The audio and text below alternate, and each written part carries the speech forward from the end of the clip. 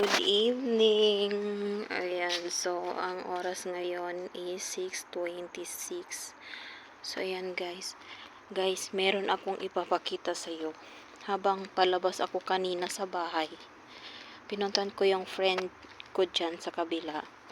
May napansin kami sa may basurahan. Doon guys. Yan, yung itim na yan guys, basurahan yan dyan eh.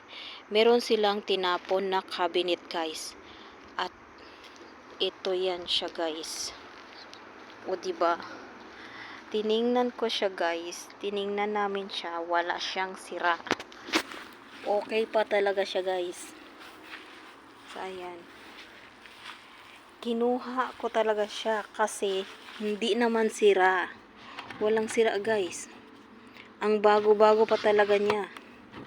So ayan, kinuha talaga namin siya. Hindi ko to naayos nilagay yung ano.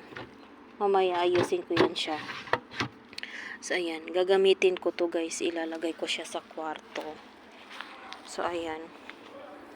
Bagong-bago pa talaga siya. Tsaka matibay. Binuhat ko talaga siya. Kahit mabigat guys. Kinuha ko talaga kasi sayang eh. Magagamit ko to eh. Lagyan ko to ng mga konting damit ko. At saka yung mga abubot-abubot. So ayan. O diba? Wala talaga siyang sira kahit konti. So ayan guys.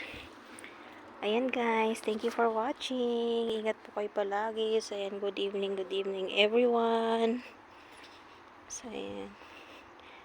Good evening Oman. So good evening din Pinas. Ayan, tulog ng mga tao sa Pilipinas guys. Ayan. Good evening and good night.